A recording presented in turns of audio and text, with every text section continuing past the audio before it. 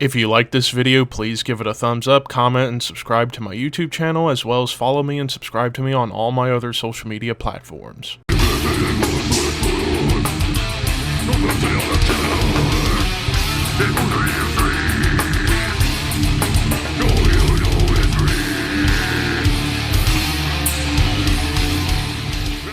What's up, Thrashers, and welcome back once again to the Thrash Maniac 99 YouTube channel, and I am back with another album review for you guys, and today I am here to talk about the sophomore effort from Texas death metalers Frozen Soul with Glacial Domination. So yeah, this came out May 19th. Hope Kane doesn't show up to tear my eyeballs out. Ah! If you got that reference, then high five, buddy. But anyway, so yeah, this is Frozen Soul's second album. I did check out their debut album in 2021, Crypt of Ice, and it made my year-end list in 2021. Although I didn't review it because that was when I was slowly kind of coming back into doing album reviews, so there was a lot of things I missed in 2021. But I did listen to Crypt of Ice, and I really, really liked it. Of course, the nickname Cold Thrower, because basically it's a frosty bolt thrower for the most part. After all, Bolt Thrower, the big influence across the board for Frozen Soul. But there is some other aspects and other influences that do get snuck in, like a little bit of a hardcore vibe, say from bands like Gatecreeper or even like Mortician. But there's also, especially on this album, and I'll talk about them when we get there, little more of a Melodeath vibe on a few of these tracks. But right out of the gate, after some build-up, we get into Invisible Tormentor, and it's just Riff City and Groove City, and that is kind of the mode of this album, is Riff City and Groove City the whole way through. Like, you get grooves on every single song, and some damn good nasty riffs. And like right out of the gate, Bolt Thrower vibes felt immediately.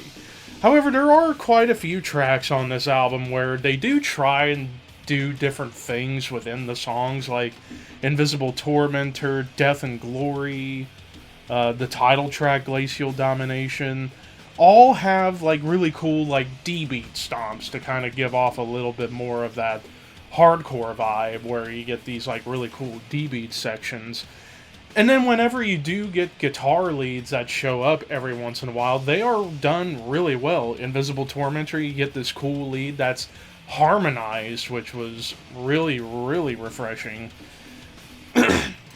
But then you get another kind of mode on this album, and that's galloping rhythms.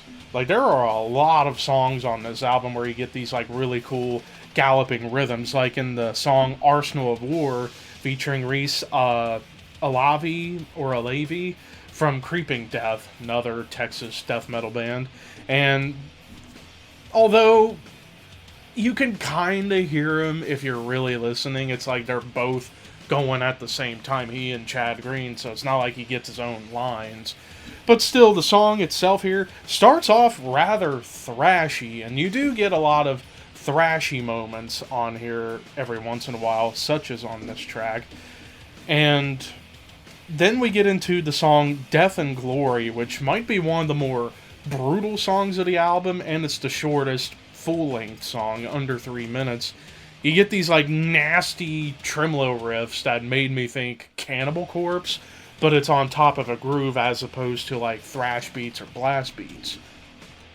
But then it goes right into Morbid Effigy, which might be the most brutal song of the entire album. I almost got a lot of Mortician vibes on here in the way they handled the grooves and then slow things down with a more crunchy and punchy guitar tone.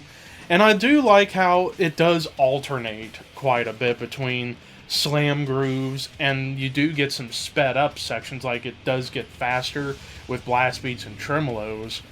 But I do love, I forgot to mention, the palm muted riff at the very beginning was quite nasty.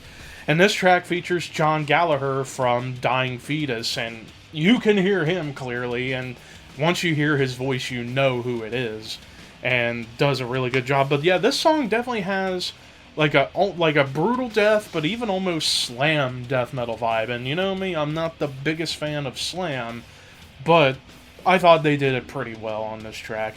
Annihilation, eerie synth interlude, which I'll talk more about one of the things I kind of had an issue with this album. Then we get to the title track, Glacial Domination, featuring Matt Hafey from Trivium doing the guitar leads, and also a couple of vocal parts. And also, for those who don't know, Matt Hafey from Trivium did co-produce this record along with Daniel Schmuck, who did Crypt of Ice, and mastered by Jack Control, who has been mostly known for doing a lot of mastering on recent Darkthrone albums. But yeah, the title track, this is where we get into like a section of the album where they go for more melody. And I know some people might think, maybe we could have had more of a balance. I actually liked the more melodic songs because they stood out. Sorry about that. They stood out compared to the other songs where it's just all about pummeling, chugging grooves, or the double time bolt thrower style stuff. But yeah, with the title track, gets into this like energetic build-up, and it's almost like a marching rhythm that made me think of Amon Amarth a little bit. And of course, more D-beat sections, even a little bass line shines, which is probably the one and only time on the whole album where you do get a prevalence in the bass. Because I will say, while the production's solid, like I thought Matt and Daniel did very good together, some people might say it's a little too clean. I don't mind it, because for me, honestly, there are some bands that I would like to hear a clean sound, because after all, if you're going to record an album, why try go like the 4-track Darkthrone approach when you can make it sound as good as you possibly can, but still maintain that human element? So I personally like the production on this album.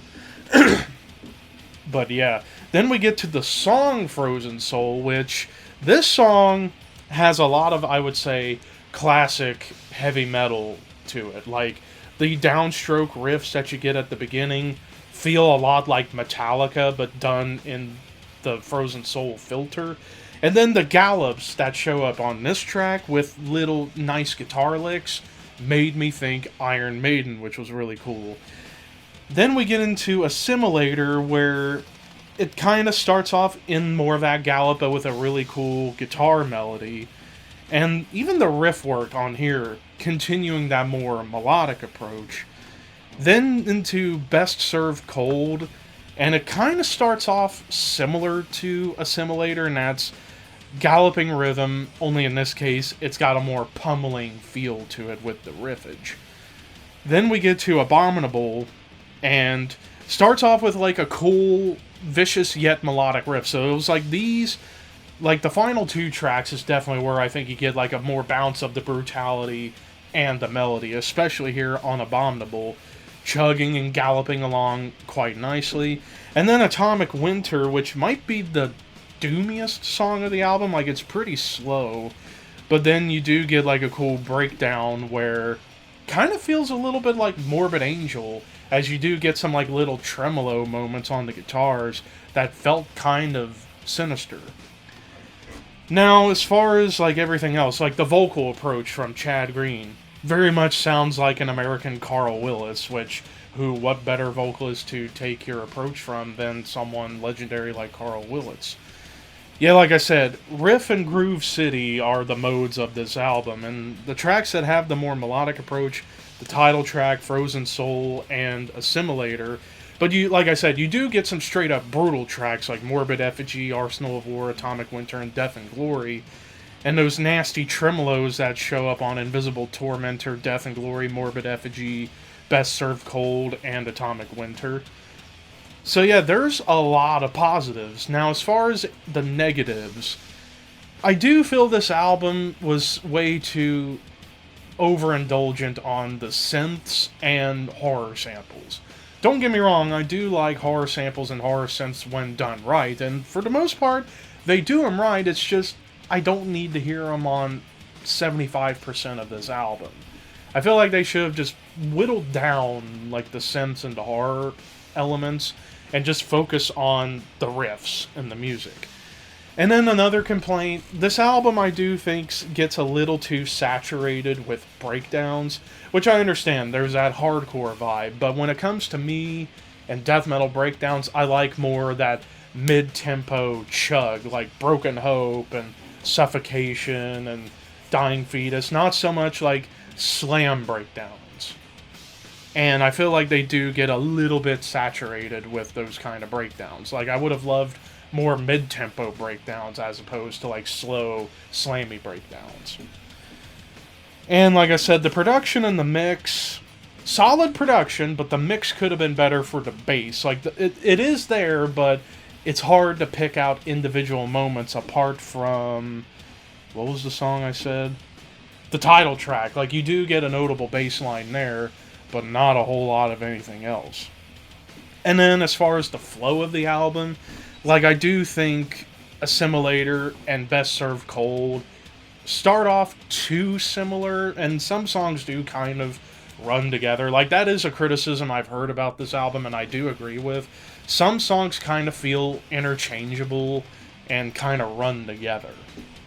But overall, aside from those complaints, I thought this was a pretty damn good album. And then, of course, the other big complaint, I don't think it's as strong as Crypt of Ice, at least in my opinion. And for those reasons, I'm going to give this one an 8.5 out of 10. There's a lot of redeeming moments on this album. Despite my complaints, it's still done very well, and it's Frozen Soul. Their new band, still kind of gaining momentum as time goes along. And what more could you ask for? I mean, of course, like I said, whittle down the synths and the samples, do more mid-tempo breakdowns, and maybe have more, I guess, thrashy energy on more parts that it feels like it should pick up. But aside from that, still a pretty solid sophomore. It's not a sophomore slump, but it's just not as strong as the debut, if that makes sense. And that does it for this review of Frozen Soul. What did you guys think of Glacial Domination by Frozen Soul? Let me know in the comments below, and until next time, keep your horns high and your dreams wet.